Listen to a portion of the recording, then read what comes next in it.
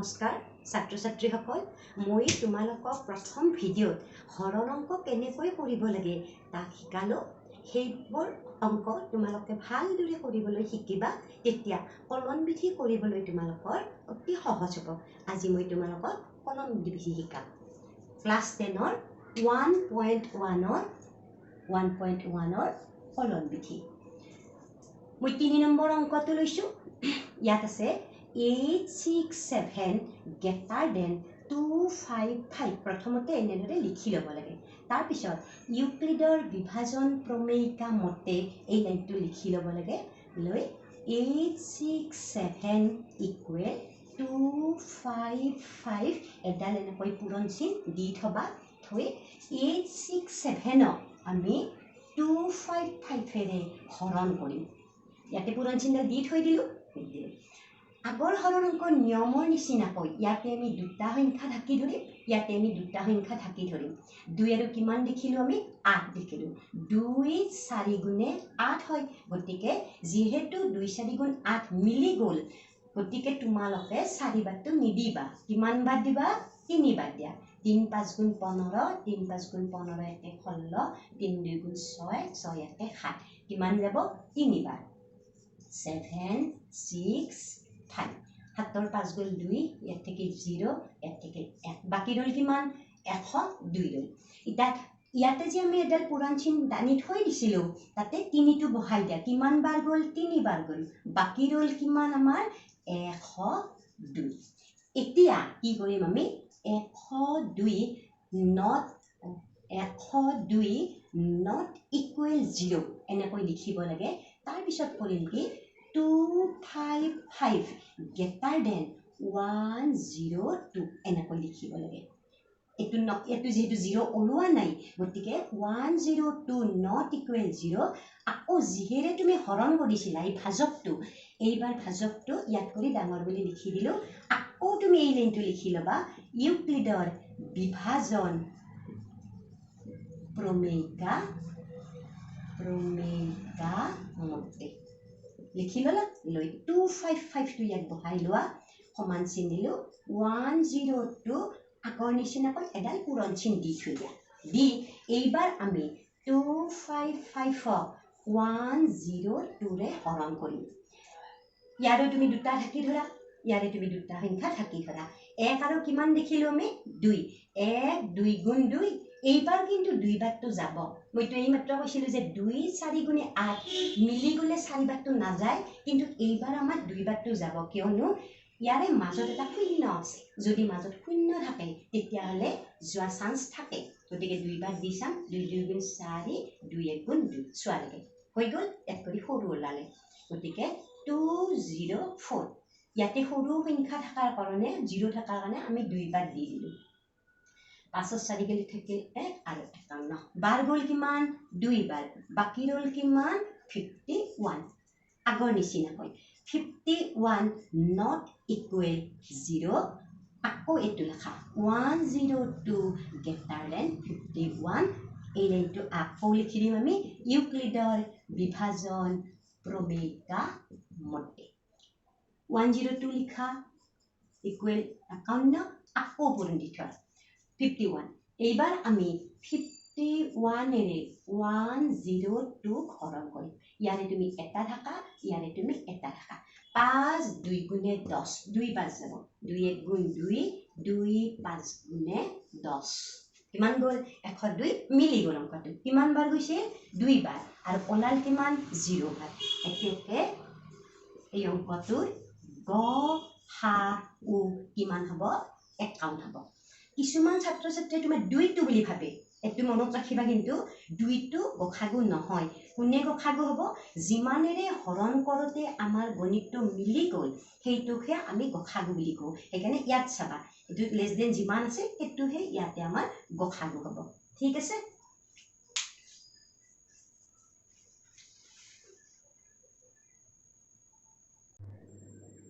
এইবাৰ আমি 4 নম্বৰ গণিতটো ললো 1032 greater than 272 ইউক্লিডৰ বিভাজন প্ৰমেয়িকা মতে লিখিলো 1032 equal 272 into এটা দি থলো এতিয়া আমি ইয়াৰে ইয়াক হৰণ কৰিম এই সংখ্যাটোৰ মই দুটা আখৰ থাকি ধৰিম আৰু ইয়াতে আমি দুটা সংখ্যা থাকি ধৰিম ধৰিলো ধৰি 2 ৰে 7 লৈ 10 লৈ ভাগ মাতিম 2 5 গুণে 10 গতিকে 5 বাৰ নাযাব কিমান বাৰ যাব আমাৰ 4 বাৰ কিন্তু তোমালোকে 4 বাৰ কৰি চাবা ডাঙৰ হ'ব ডাঙৰ হলে কিমান বাৰ যাব 3 বাৰ যাব 4 বাৰটো নিদিবা 3 2 গুণ 6 3 7 গুণ 21 3 2 গুণ 6 6 2 8 1 8 1 6 12 6 গ'ল থাকিল 6 এতে থাকিল 2 ৰে গ'ল থাকিল 1 2 ৰে গ'ল থাকিল 2 কিমান বাকি ৰল বাৰ গ'ল কিমান আমাৰ 3 বাৰ ইয়াতে লিখা 3 আৰু বাকি ৰল 216 216 এতিয়া লিখিম আমি 216 not equal 0 272 greater than 216 আকৌ এই লাইনটো লিখা ইউক্লিডৰ বিভাজন প্ৰমেয়িকা মতে ছাত্ৰ ছাত্ৰীসকল তোমালোকে এই লিখাখিনি তোমালোকৰ শ্ৰেণী শিক্ষকৰ মতে লিখিবা কাৰণ সকলোৰে লিখা পদ্ধতিটো বেলেগ মই কেৱল তোমালোকক হৰণটো কেনেকৈ কৰে তাক শিকাই দিম বাকিখিনি তোমালোকৰ শিক্ষকৰ মতে লিখিবা এইবাৰ আমি 272 216 হৰণ কৰিম ইয়াৰে আমি দুটা থাকিম ইয়াৰে আমি দুটা থাকিম 2 ৰে 2 কিমান বাৰ যাব একবাৰ 2 1 গুণ 2 কিমান বাৰ দিম একবাৰ দিলে ইয়াত 216 বাৰ বহিব আৰু 2 ৰে একেদৰে পূৰণ কৰিলে 216 হয়